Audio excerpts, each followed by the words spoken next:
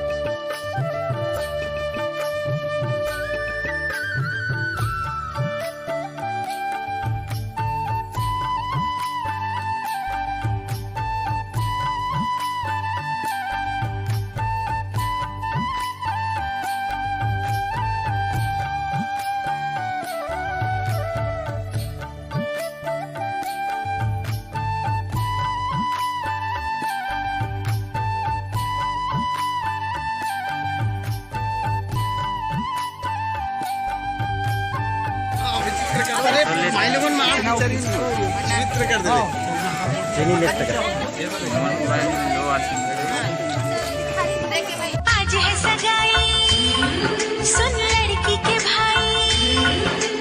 आज है सगाई, सुन लड़की के भाई, जरा नाच के हमको दिखा।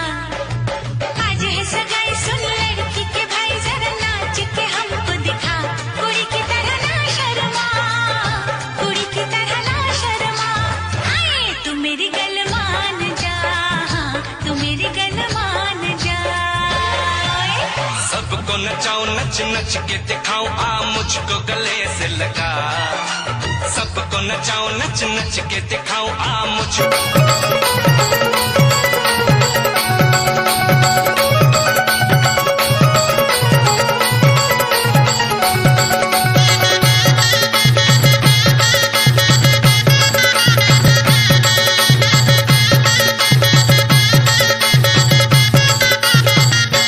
परा के मुला ले जाए अपन नयार मुला मुही डरे।